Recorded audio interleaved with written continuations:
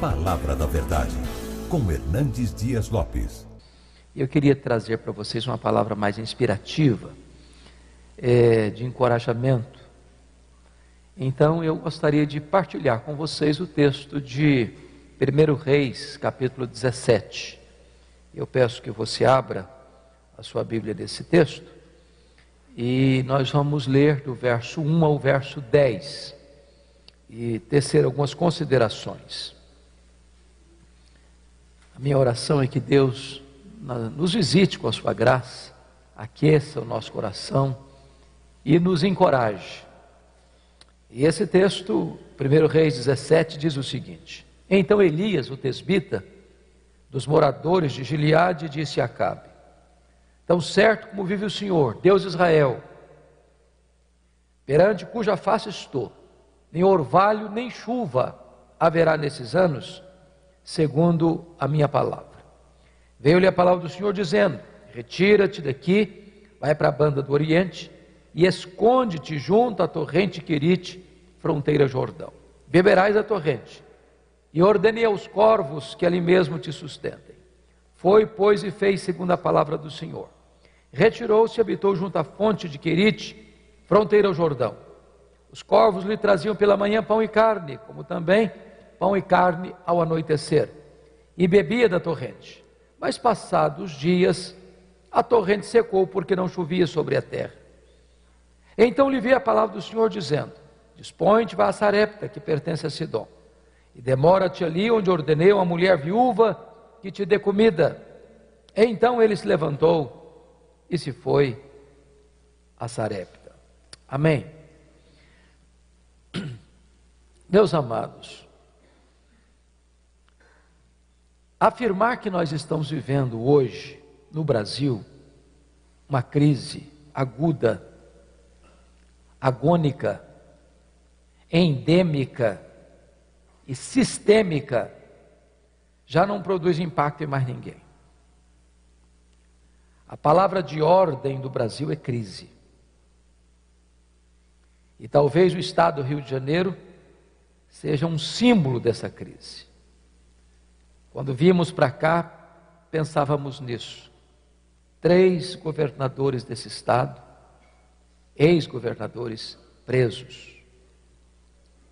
Isso é emblemático. Isso retrata a carranca da crise.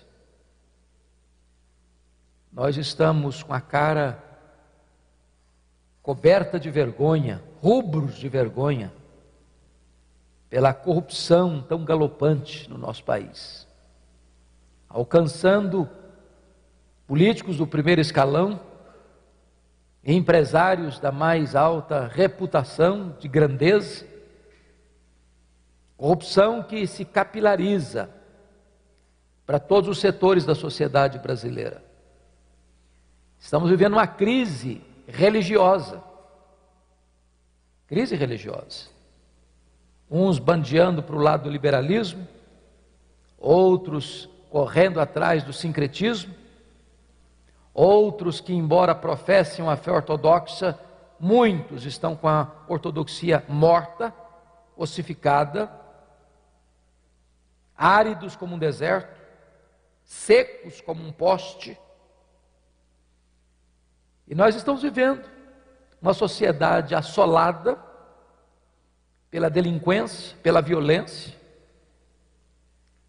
atormentada por uma perseguição atroz, no sentido de tentar minar a família, desconstruir a família, onde esse ataque não é velado, vem desde o palácio, passando pelo parlamento, pelas cortes, pela grande mídia, pela imprensa, pelo mais poderoso instrumento de comunicação deste país, a Rede Globo de televisão.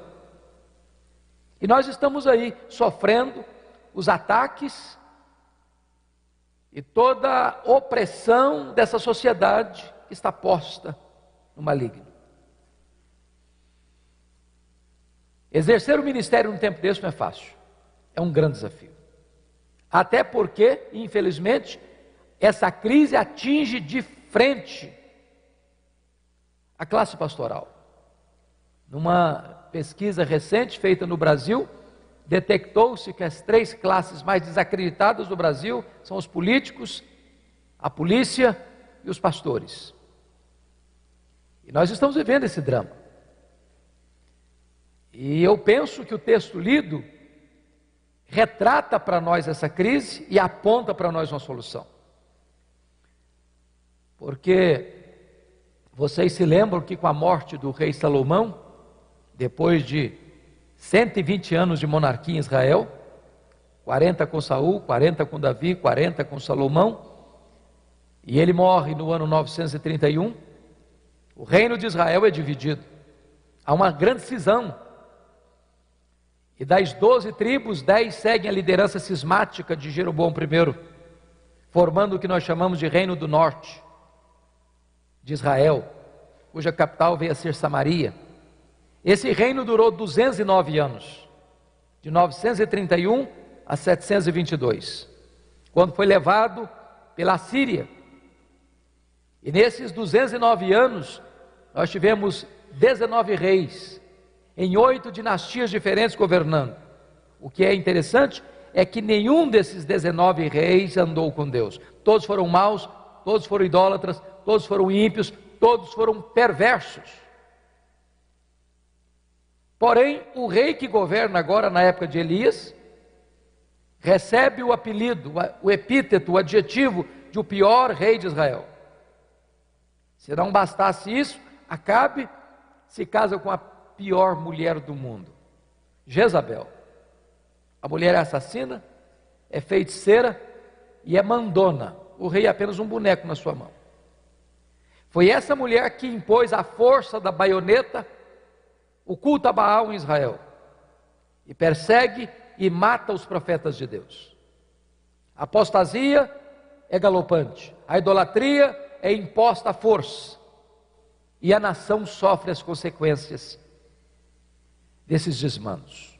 Pois bem, é nesse tempo de crise política, religiosa, econômica, moral e espiritual sem precedentes na nação, que Deus levanta não um partido político, não uma denominação religiosa.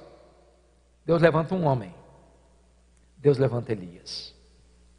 E esse homem, não numa carreira solo, como ele mesmo pensou, porque havia 7.000 anônimos que não tinham se dobrado a Baal. É que Deus vai fazer uma verdadeira revolução naquela nação.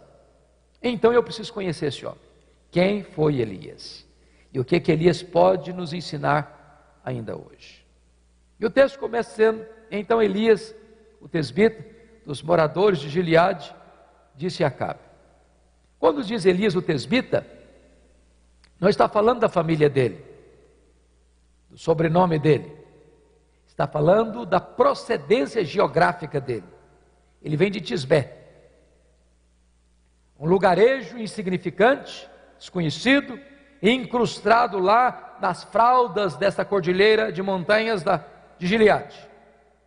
Quando você vai para o mapa procurar Tisbé, você não acha Tisbé no mapa. Elias vem de uma família desconhecida, de uma cidade desconhecida. Ele é um homem desconhecido.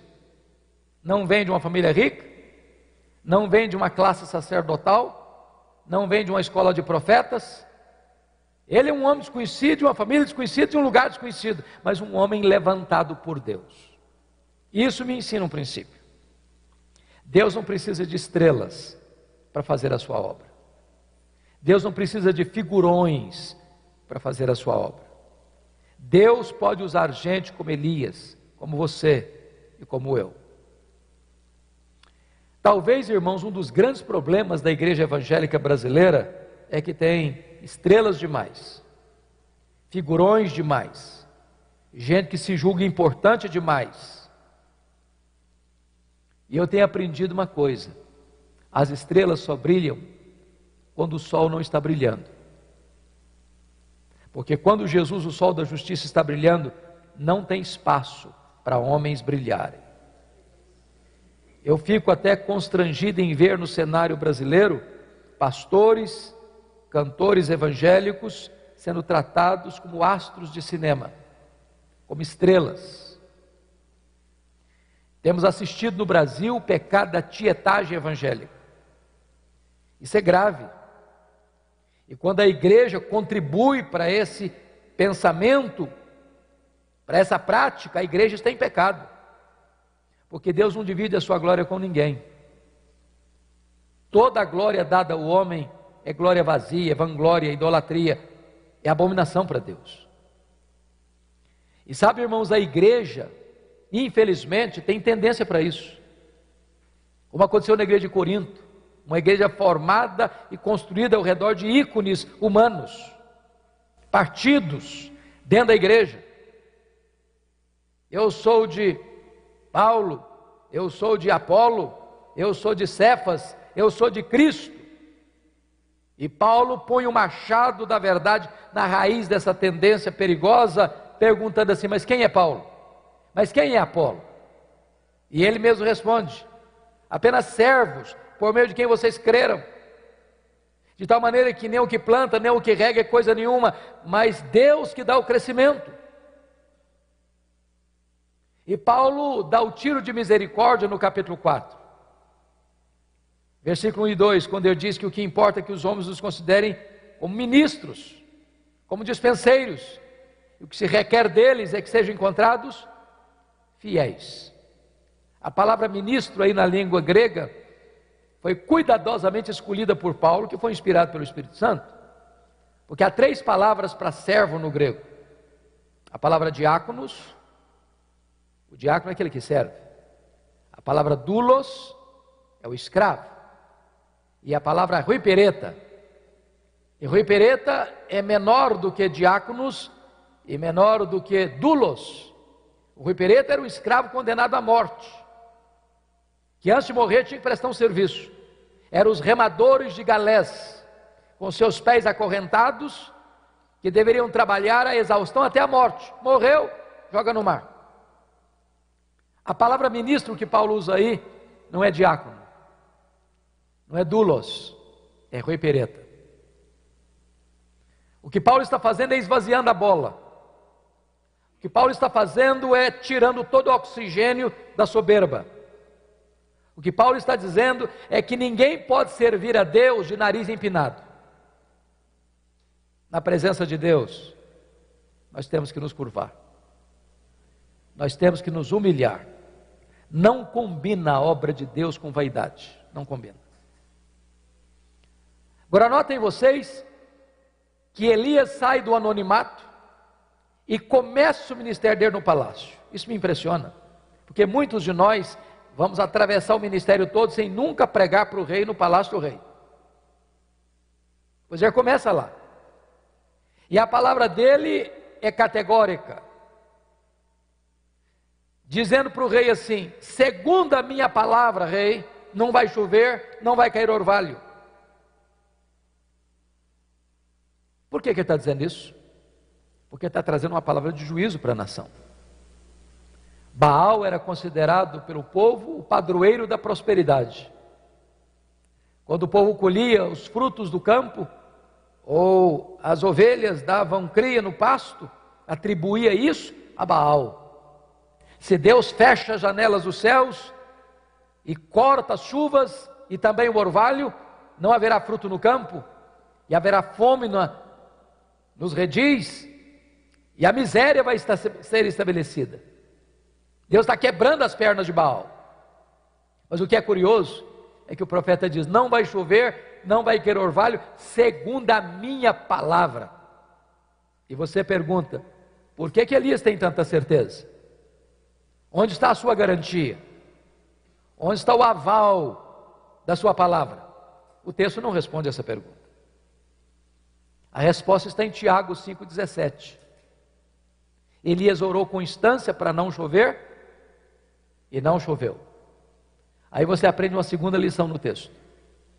Você só pode prevalecer em público diante dos homens, se primeiro você prevalece em secreto na presença de Deus. Você só pode se levantar diante do rei se primeiro você se prostra diante do Rei dos Reis. Você só pode prevalecer na pregação se primeiro você prevalece na oração. Talvez esse é um dos grandes dramas da igreja evangélica brasileira. Nós separamos academia de piedade. Nós separamos pregação de oração. Nós temos gigantes do saber no púlpito, mas nanicos na vida de oração. Nós temos gente com muita luz na cabeça, mas com pouco fogo no coração. Nós temos gente que sabe muito a respeito de Deus, mas não conhece a intimidade de Deus. E se nós queremos impactar o Brasil, se nós queremos ter ministérios relevantes e fiéis, nós precisamos nos matricular na escola da oração. Não tem poder sem oração. Deus age através de homens que têm os joelhos dobrados. Porque, irmãos amados, sem o poder do Espírito Santo, os nossos lábios são de barro e as nossas palavras não passam de vento. Já dizia Martinho Lutero no seu tempo: pregação sem unção endurece o coração. Nós precisamos ser homens que andem na presença de Deus, que tenham intimidade com Deus, que se levantem dos joelhos para se levantarem na presença dos homens. Agora notem vocês que quando chega o verso 2 e 3, há uma transição no texto curiosíssima. Quando Deus diz para Elias: agora você vai, retira, se esconde junto à torrente Querite, fronteira ao Jordão, e eu vou ordenar os corvos que levem para você comida, e você vai beber da fonte. E aí você fica perguntando: Deus, eu não estou entendendo, o Senhor me tira do anonimato, o Senhor me leva para o palácio, para pregar para o rei, estou começando meu ministério assim, no auge, e agora o Senhor me manda me retirar, me esconder, ir para um deserto. Não estou entendendo. Porque você e eu, pastor, líder, nós não gostamos de nos esconder, nós gostamos de aparecer. Nós não gostamos da solidão, nós gostamos da multidão. Mas aqui tem um princípio, irmãos. Primeiro Deus trabalha em você, depois Deus trabalha através de você. Deus está mais interessado em quem você é do que no que você faz. Vida para Deus precede trabalho para Deus. Notem que o propósito de Deus aqui não é a obra, é o obreiro. Deus manda o obreiro para o deserto e apaga as luzes dos holofotes e tira as luzes da ribalta e deixa-o no anonimato, num deserto. Meus amados irmãos, nós não gostamos do deserto. O deserto não nos promove, o deserto nos humilha, o deserto não nos exalta, o deserto nos rebaixa. O deserto não nos leva para o palco, o deserto nos leva para trás das cortinas. Porém, o deserto não é um acidente de percurso na nossa vida, é uma agenda de Deus. Quem nos matricula na escola do deserto é o próprio Deus. O deserto é a escola superior do Espírito Santo, onde Deus treina os seus líderes mais importantes. O deserto é onde Deus tonifica as musculaturas da nossa alma. No deserto Deus trata conosco. No deserto Deus trabalha em nós, para depois Deus trabalhar através de nós. Então não fique impaciente com Deus, se Ele te empurrou para o deserto. Se Ele te levou para o deserto é porque Ele quer provar você. Não para destruir você, mas para fortalecer você. Porque Deus está mais interessado na sua vida do que no seu trabalho.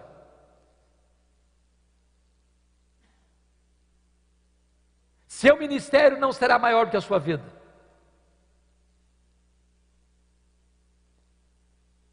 É por isso que Deus nos leva para o deserto, irmãos. É para tratar com a gente. Mas note outra coisa. Deus disse para Elias que ele iria se esconder, mas ele teria uma provisão milagrosa. Eu fico imaginando Deus usando os garçons voadores para levar pão e carne para ele. Era um milagre toda a refeição. Toda manhã, toda tarde, Elias viu um milagre. E mais, ele tinha que se beber da fonte. Ou Deus o sustentava ali, ou ele pereceria. Por que Deus faz isso com Elias? Por que Deus faz isso com você e comigo? Porque, irmãos, nós precisamos aprender uma das mais importantes lições da vida e do ministério. Precisamos depender mais do provedor do que da provisão.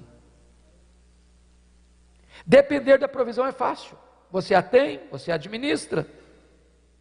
A grande pergunta é: e quando a provisão acaba, o que é que você faz?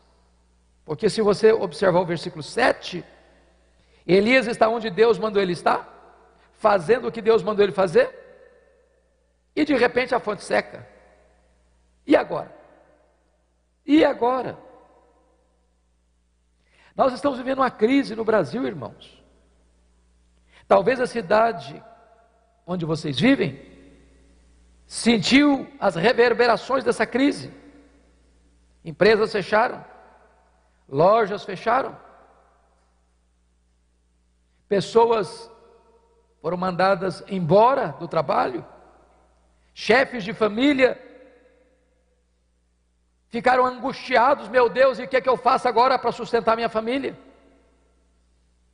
O que é que eu faço agora para manter meu filho, minha filha na faculdade? O que é que eu faço agora para pagar meu plano de saúde? O que é que eu faço agora com os compromissos financeiros que eu assumi e o meu salário diminuiu ou até acabou? O que é que eu vou fazer da minha vida? Para onde eu vou? Deixa eu dizer uma coisa para você. Quando a sua fonte seca, Deus sabe onde você está. Deus sabe para onde você deve ir. Deus sabe o que você precisa fazer. A sua fonte secou, mas os mananciais de Deus continuam jorrando. A sua despensa pode ficar vazia, mas os celeiros de Deus continuam cheios. Nada disso pegou Deus de surpresa. Nada disso deixou Deus numa situação embaraçosa. Você e eu não cremos em acaso. Você e eu não cremos em sorte. Você e eu não cremos em azar. Você e eu não cremos em determinismo cego. Você e eu não temos medo de olho gordo, nem de sexta-feira 13. Você e eu alçamos a voz com inabalável confiança e dizemos: sabemos. Não sentimos, sabemos. Essa não é a linguagem da conjectura hipotética, essa é a linguagem da certeza experimental. Sabemos que todas as coisas, não algumas, não a maioria, todas as coisas cooperam para o bem daqueles que amam a Deus, daqueles que são chamados segundo o seu propósito. Se Deus leva você para o deserto, se Deus prova você, Se de repente nessa escola do deserto a sua fonte seca, Deus não perdeu o controle. Deus está apenas matriculando você num estágio mais avançado do treinamento. Para que nesse momento você entenda que você tem que depender do provedor mais do que da provisão. Me permitam, por favor, contar uma experiência pessoal. No ano 2000 eu fui para os Estados Unidos para fazer um curso de doutorado em ministério na área de pregação. E a igreja que eu tenho o privilégio de pastorear há 32 anos, a Igreja de Vitória, na época votou uma verba para o nosso sustento. Chegamos a um acordo que $2.300 por mês seria suficiente. Agora é claro que eu tinha valores a deduzir desse montante. Primeiro, porque todo pastor é dizimista. Pelo menos pressupõe que seja. Bom, se eu recebia 2.300, 230 já ficava na tesouraria. Recebia líquido 2,70. Tem uma pessoa muito querida nossa que trabalha conosco, mora conosco já há 28 anos. E eu achei que não seria honesto desampará-la nesse período da nossa ausência. Continuei pagando o salário dela. O apartamento que nós morávamos foi para lá uma missionária, com o compromisso de pagar o condomínio. Só que ela mudou-se da cidade, 5 meses depois, e eu tive que pagar o condomínio. O certo é que desse montante eu recebia líquido 1.300, 1.200, em torno disso. E eu vou para Jackson, Mississippi, com expectativa de meia bolsa no seminário, não recebi bolsa de 1 centavo. Quando eu chego lá, não tem transporte público, tive que comprar um carro velho. Não tinha escola pública para matricular as crianças, tive que pagar uma escola para eles. E eu e minha esposa levantávamos 4 horas da manhã para limpar a escola, para ganhar um desconto de $200 na mensalidade. Tínhamos que pagar aluguel, escola de inglês, seminário, e etc, e etc, e etc. Quando nós botamos tudo na ponta do lápis, a nossa despesa nunca ficou inferior a 3.000 por mês. Eu tinha um orçamento de 1.300 por mês. Nós tínhamos levado todas as nossas economias pessoais, todas.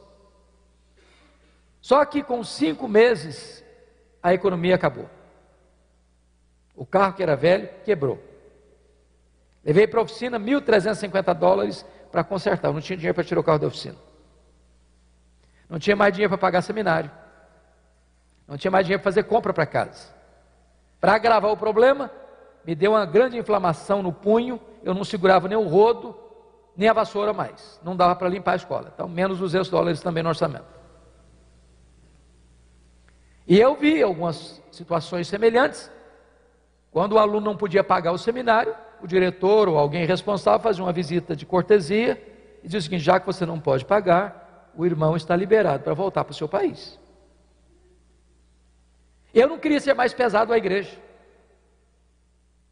E eu chamei minha família e disse: nós temos 2 opções.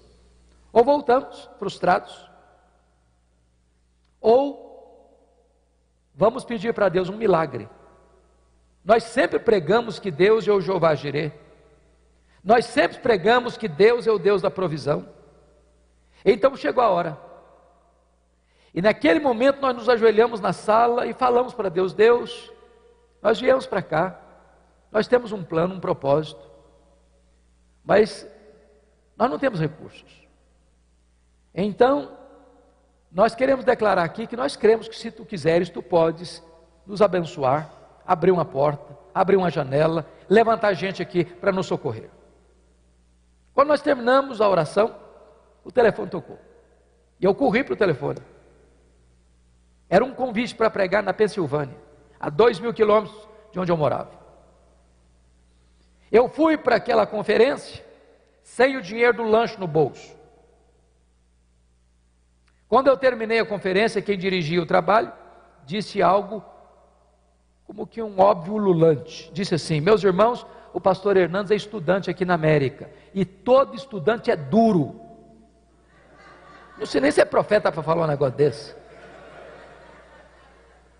Se alguém quiser ajudá-lo, fique à vontade. Eu saí daquela conferência com $5.500 de oferta.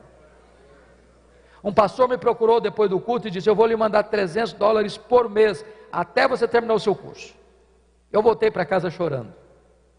Tirei o carro da oficina, paguei as mensalidades, fiz compra para casa, ainda sobrou dinheiro. Na semana seguinte, um outro telefonema, um convite para pregar em New Hampshire, a 2.500 quilômetros. Eu fui para lá. Quando eu estou pregando meu último sermão, veio um presbítero atrás de mim, e eu estou vindo dessa igreja, preguei nessa igreja domingo passado agora, e ele botou um bilhete dentro da minha Bíblia. Ele disse: eu não sei o que está acontecendo com você, mas Deus tocou o nosso coração, e nós vamos mandar para você $600 por mês, até você terminar o seu curso. Terminado a conferência, me deram $2.500 de oferta. Para encurtar a conversa, eu recebi 21 convites para pregar, em 10 estados diferentes. Cada lugar que eu ia, Deus fazia um milagre diferente.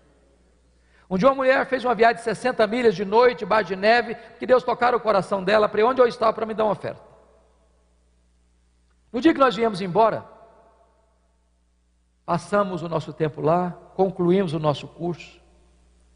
No dia que eu terminou o curso, já apresentei a tese, sem deixar nenhuma pendência para trás. Nunca nos faltou nada, nada.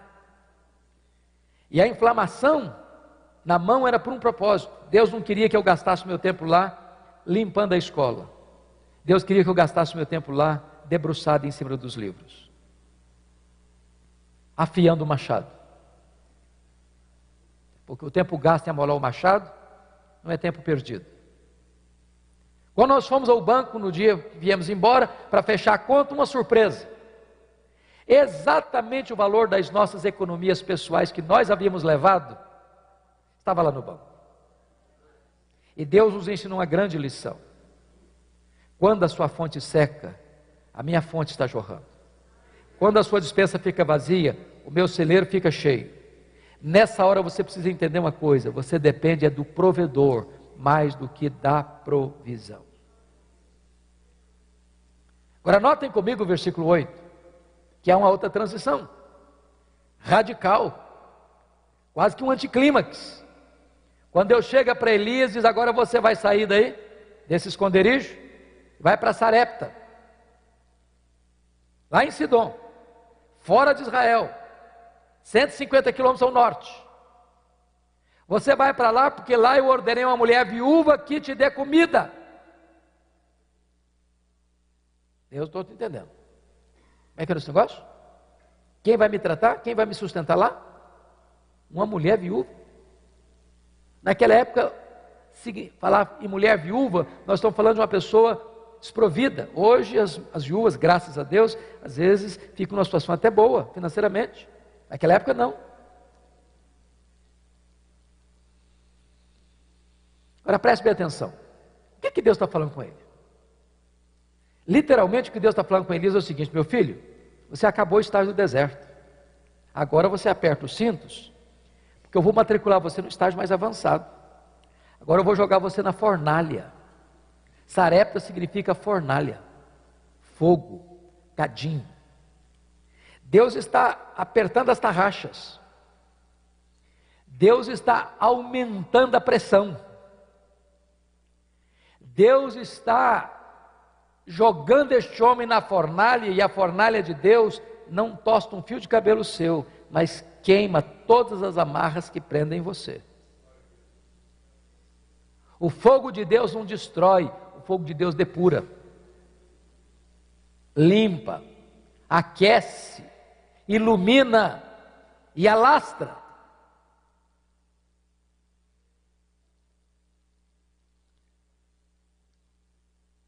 Ele estava em Querite, escondido. Escondido de quem? Escondido de Acabe, de Jezabel. E se você ler no capítulo 18, versículo 10, está escrito aí que nesse tempo que Elias estava escondido, Acabe o procurava, vivo ou morto, em Israel e nas nações vizinhas. Botar a cara na rua era ser assassinado pela polícia de Acabe. Mas o Deus que envia é o Deus que protege. Agora pense comigo que Deus tem senso de humor. Isso ele tem.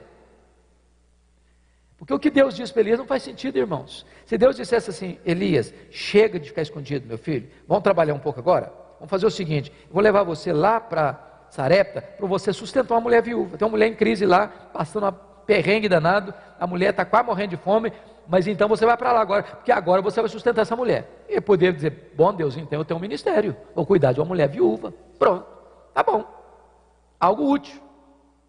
Só que o que Deus fala para ele é o contrário. Ele sai de Querite para não morrer de sede e quase morre de fome em Sarepta, porque a mulher que vai sustentar está morrendo de fome. Você entende isso? Deus humilha os seus servos.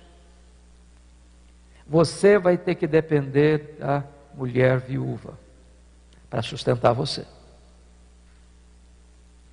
Eu aprendi uma coisa: nunca rejeite uma oferta. Às vezes eu vou pregar em alguns lugares em que alguém vai me dar uma oferta, eu digo: meu Senhor, mas não sou eu que estou precisando da oferta, é a pessoa que está me dando a oferta que precisa. Mas eu nunca recusei, eu recebo, agradeço, e muitas vezes já fiz isso. Agora eu quero fazer uma coisa: eu gostaria de abençoar sua esposa, ou seu filho, ou a sua congregação com esta oferta.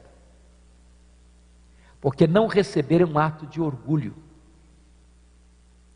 Ninguém é tão rico que não possa receber, e ninguém é tão pobre que não possa dar.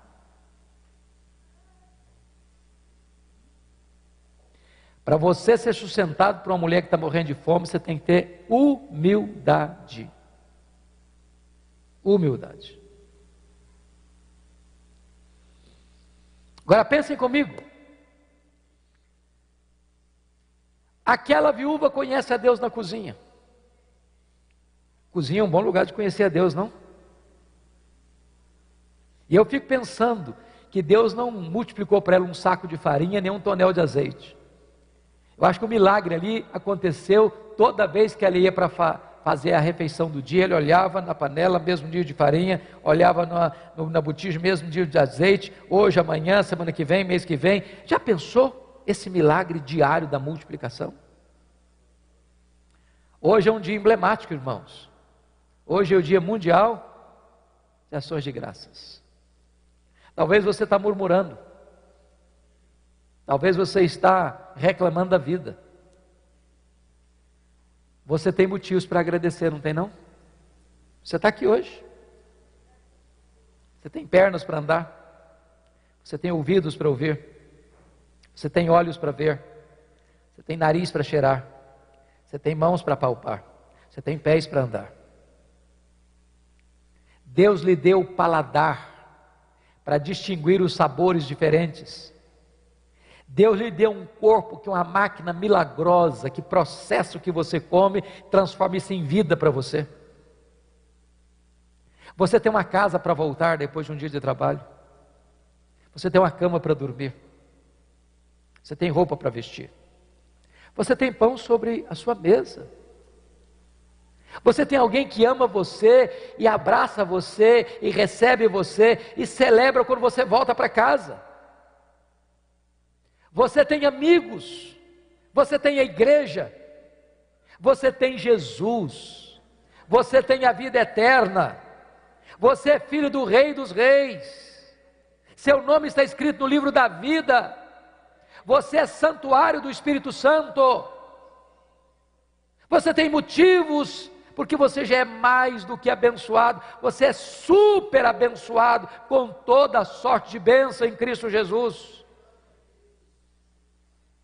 Deus ainda hoje multiplica a farinha na nossa panela e o azeite na nossa botija. Agora preste bem atenção. O Deus que faz milagres é o Deus que permite também tragédias na nossa vida. porque o filho único dessa viúva adoece e morre. Vocês lidaram há alguns anos com uma grande tragédia nessa cidade. E eu quero crer que alguns de vocês tiveram que sepultar parentes, amigos, membros da igreja. E talvez alguém pergunte: onde está Deus? Hoje muitas vezes se prega um cristianismo inverídico, que diz para você: não, se você for crente, você não vai ficar doente. Se você for crente, você não vai ficar desempregado.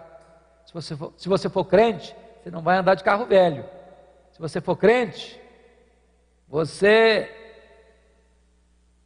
só vai ter sucesso na vida.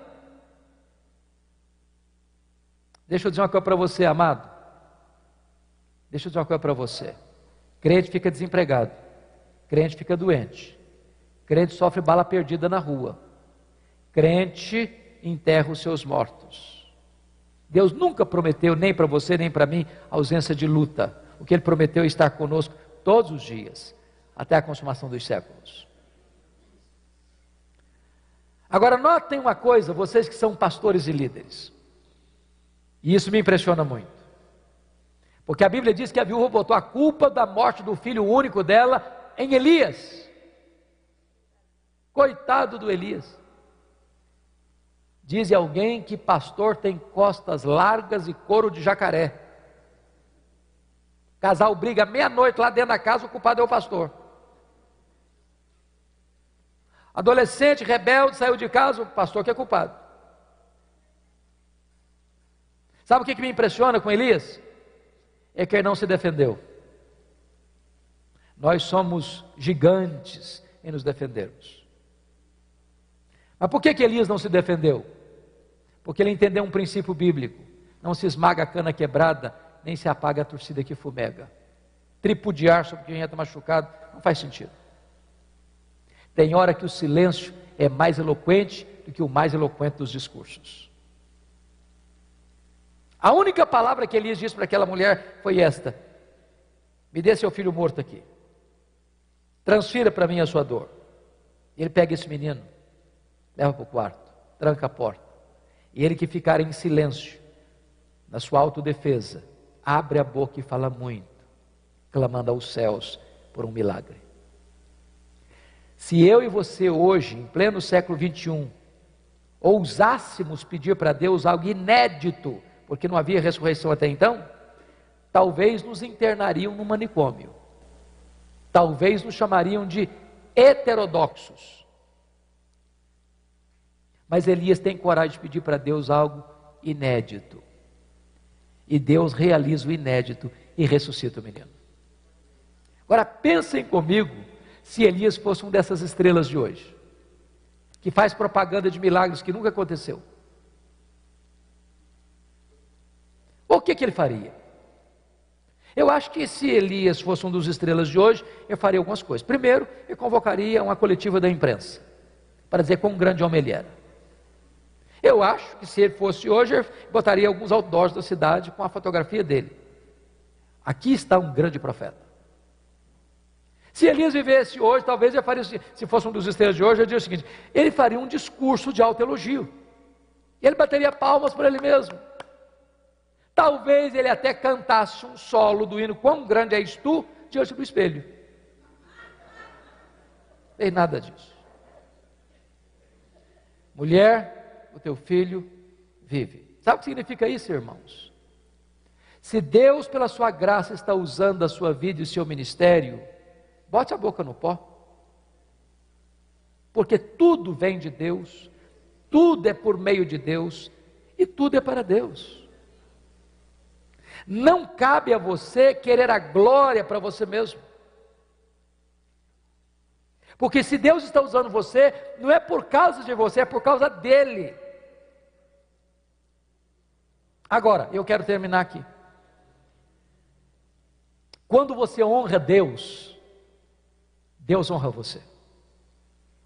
Porque o último versículo deste capítulo 17 diz que esta viúva diz para Elias assim: agora eu sei que tu és um homem de Deus, e que a palavra do Senhor na tua boca é verdade. Irmãos, tem duas coisas que eu chamo a atenção aqui que me impactam. Primeiro, como é que nós estamos sendo chamados e conhecidos na nossa cidade? Homens ricos, homens cultos, homens influentes, homens políticos, homens manipuladores nos bastidores, ou homens de Deus? O que é que as pessoas sabem a nosso respeito? Como elas nos tratam? Quem somos nós? Homens de Deus. Mas a segunda coisa me deixa com os joelhos bambos até hoje. Agora eu sei que a palavra do Senhor na tua boca é verdade. Meus irmãos, isso implica que pode ser então que a palavra de Deus não seja verdade na minha boca. Está escrito em Jeremias 15:19 assim: se tu te arrependeres, eu te farei voltar, estarás na minha presença. Se apartares o precioso do vil, serás a minha boca. Em outras palavras, nem todas as pessoas que proferem a palavra de Deus são boca de Deus. Uma coisa é proferir a palavra de Deus, outra coisa bem diferente é ser boca de Deus. Vocês já notaram isso? Chega um pregador e prega uma mensagem, acontece nada. Chega outro e prega a mesma mensagem, os corações se derretem. Por quê? É porque um é boca de Deus, o outro não é. Eu acho que mais do que eu, todos vocês aqui conheceram, na palavra do pastor Jeremias Pereira, o mestre Antônio Elias. Quem de nós não foi abençoado, encorajado, desafiado pela vida, pela pregação de Antônio Elias? E ele estava num congresso. Quando ele terminou de pregar, abriu o plenário para perguntas, e levanta um irmão e faz uma pergunta teológica para ele. Pergunta complexa, aguardando uma resposta profunda, e perguntou assim: pastor Antônio Elias, ajuda-nos a entender esta grave, importante, decisiva questão da unção. O que é unção? E ele respondeu: é muito simples. Unção significa que uns são, outros não são. É só isso.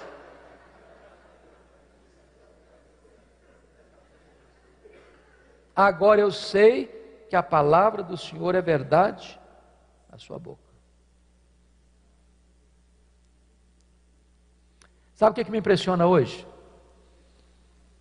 É que nós vivemos na geração mais empolgante da história da humanidade. Oh, irmãos, é empolgante demais. Quando eu fui para o seminário, nos idos de 1978, eu achava que eu estava assim, levei uma maquininha Letera 32, espetáculo, verdinha, um bom datilógrafo, apresentava meus trabalhos lindos. Os coitadinhos dos colegas que não tinham datilografia penavam, cheio de corretivo, trabalho todo cheio de emenda aqui, emenda ali. Eu acho, estou na bênção. Quando eu ouvi falar em internet, eu pensei, esse negócio é o 666, só pode. Quando eu vi o primeiro telefone celular, parecia um tijolo, dava quase dor na coluna no cara. Hoje você acessa o mundo no seu telefone. Hoje você tem acesso à literatura que você quiser no seu computador. Que coisa fantástica! Hoje você tem na língua portuguesa os melhores sermões pregados na história da igreja. Sermões de João Crisóstomo, sermões de Aurélio Agostinho, sermões de Martinho Lutero, sermões de João Calvino, sermões de Jonathan Edwards, sermões de Charles Haddon Spurgeon, sermões de Mark Lloyd Jones. Sermões que Deus usou para impactar milhares de pessoas. Se você pegar esses mesmos sermões e pregá-los na íntegra, muito provavelmente os resultados não vão ser mais os mesmos. Por quê, irmãos? Por quê? Aí eu preciso evocar a figura de E.M. Bounds, um metodista piedoso do século XIX, quando ele diz assim: é que nós estamos à procura de melhores métodos e Deus está à procura de melhores homens. Deus não unge métodos, Deus unge homens. Deus unge homens. Eu não sei se vocês sabem, mas todo seminarista do 4º ano, está terminando o curso, ele tem uma leve sensação que ele é um forte concorrente com Charles Haddon Spurgeon.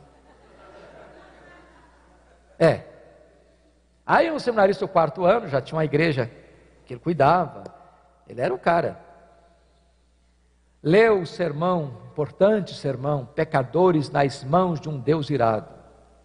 Sermão pesado, de Jonathan Edwards, a mente mais brilhante da América. Aquele homem orou e jejuou alguns dias, a igreja lotada, e ele pega o esboço e lê o esboço, segurando o esboço numa mão, a lamparina na outra mão. Na medida que ele pregava, os corações iam se derretendo. As pessoas angustiadas começavam a chorar. Alguns gritavam, outros gemiam, outros agarravam nas pilastras do templo. A sensação de que o inferno estava debaixo de seus pés. Quando ele terminou de pregar, seu auditório estava prostrado, caído, em lágrimas. Mais de 500 pessoas convertidas naquela noite. Pois esse seminarista pegou esse sermão, Pecadores nas mãos de um Deus irado, e decorou o sermão, palavra por palavra, sentença por sentença, e chegou na igreja e pregou com toda a vibração, com todo entusiasmo, e a igreja caiu também, irmãos, mas no sono, no sono. O sermão era o mesmo, mas quem pregava o sermão era outra pessoa. Agora eu sei que a palavra do Senhor na tua boca é verdade. A minha oração é que Deus traga um grande reavivamento nos púlpitos das nossas igrejas. Perguntaram para Dwight Lima Moody, qual é o maior problema da igreja? Moody respondeu: o maior problema da igreja são os obreiros. Eu tenho que admitir isso, irmãos. Eu sou o maior problema da igreja. Por isso perguntaram para Moody: Moody, como é que começa um avivamento? Moody respondeu: acenda uma fogueira no púlpito. Se o pastor, se o presbítero, se o professor de escola dominical, se o líder da igreja for um graveto seco a pegar fogo, até lenha verde vai começar a arder. Que Deus nos ajude. Que Deus inflame o nosso coração. Que Deus restitua para você a alegria do ministério. Que Deus devolva para você o prazer de ser pastor. Eu ando preocupado com isso, irmãos, porque hoje eu vejo muito pastor cujo sonho da vida é ser vereador da cidade, é ser deputado. E eu não tenho nenhum problema com política, eu amo política. E oro para que Deus levante no nosso meio homens, mulheres vocacionados para a carreira política. Mas se Deus chamou você para o ministério, não rebaixe de posto. Você já é embaixador do Rei dos Reis e do Senhor dos Senhores. Você tem a mais nobre, mais sublime, mais gloriosa vocação da história da humanidade. Deus chamou você para ser ministro da reconciliação. Então, deixe o seu coração se apaixonar pelo ministério. Volte a sonhar com o ministério. Volte a ter prazer no ministério. Volte a pregar com ardor, com paixão. Volte a descobrir a bênção da vida devocional abundante. E que Deus nos ajude. Porque nesse tempo de crise, a minha oração é que Deus levante novos Elias. Quando Elias estava terminando o seu ministério, foi levado para o céu, num redemoinho, a capa dele ficou na mão de Eliseu. E agora Eliseu está precisando atravessar o Jordão de novo, já tinha passado a pé enxuto. E ele chega à margem do rio, com a capa do Elias na mão, com a pergunta no coração. E a pergunta foi essa: onde está o Senhor Deus de Elias? Que pergunta emblemática. Essa pergunta significa assim: será que Deus só fez milagres ontem? Ou será que Deus faz milagres ainda hoje? Será que Deus só agiu no passado? Ou será que Deus ainda age no presente? Você não tem problema de crer que Deus fez milagres ontem. A Bíblia está cheia deles. Você não tem dificuldade para crer que Deus fará milagres amanhã. A Bíblia está cheia de promessas. Mas o seu, o meu, o nosso problema é: será que Deus faz hoje? Será que Deus faz agora? Será que Deus faz na minha vida? Porque às vezes a nossa teologia é a teologia da Marta. Quando Jesus chegou em Betânia, Marta disse: se tu estiveras aqui, meu irmão não teria morrido. Conjugou o verbo no passado. Aí Jesus: não, Marta, o teu irmão há de ressurgir. Ela diz: eu sei, eu sou crente, eu leio a Bíblia, eu conheço as promessas, ele vai ressuscitar no último dia.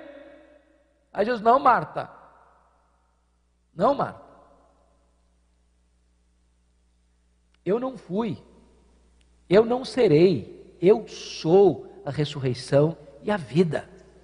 Eu faço milagres hoje, Marta, eu realizo grandes coisas hoje. Por isso, irmãos, eu encerro aqui. A pergunta que eu faço hoje não é mais: onde está o Senhor Deus de Elias? A pergunta que eu faço para o seu coração é: onde estão os Elias de Deus? Eles estão aqui nessa noite. O Brasil está em crise. O Israel estava em crise. E a nossa oração é que Deus levante novos Elias na nossa geração. Que Deus nos abençoe.